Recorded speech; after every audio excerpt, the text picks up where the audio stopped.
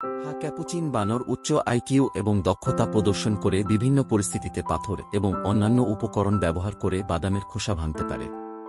তারা সাধারণত অতি মেধাবী এবং সমস্যার সমাধানের জন্য নানান পদ্ধতি প্রয়োগ করতে সক্ষম। ক্যাপুচিন বানর যখন বাদামের মতো শক্ত বস্তু খায়, তারা সাধারণত পাথরের মতো শক্ত জিনিস ব্যবহার করে তাকে ভাঙতে পারে।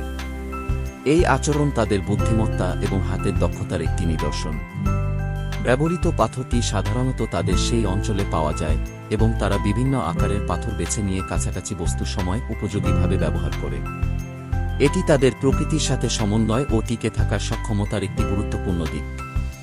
ক্যাপুচিন বানর একটি অত্যন্ত বুদ্ধিমান এবং সামাজিক প্রাণী, যা দক্ষিণ ও মধ্য আমেরিকার বিভিন্ন এলাকায় থাকে। তারা পরিবারের দলে বাস করে এবং সামাজিক জীবনে অত্যন্ত সক্রিয়।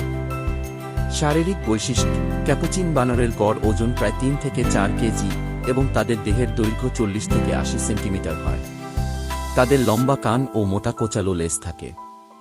ক্যাপুচিন বানর খুবই বুদ্ধিমান।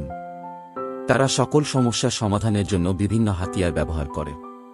তারা পাথর, শাখা বা অন্য কিছু ব্যবহার করে খাবার খুঁজে বের করতে সক্ষম।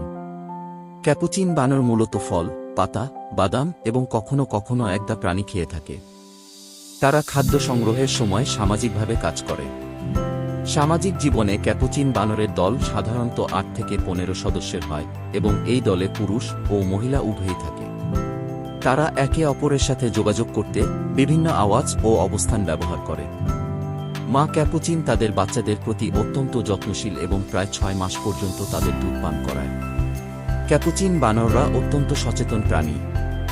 তারা তাদের পরিবেশের পরিবর্তনগুলো পর্যবেক্ষণ করে এবং সংকেত দেওয়ার জন্য বিভিন্ন ধরনের আওয়াজ এবং আচরণ ব্যবহার করে।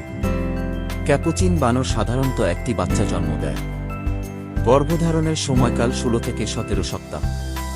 এই বানররা সাধারণত বনাঞ্চলে এবং বৃক্ষের মধ্যে বসবাস করে।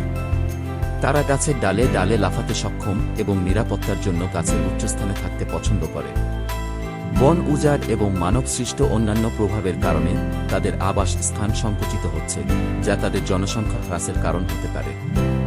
এই তথ্যগুলো ক্যাপুচিন বানরের প্রাকৃতিক ইতিহাস এবং তাদের আদর্শ জীবনযাত্রা বোঝার জন্য সহায়ক হতে পারে।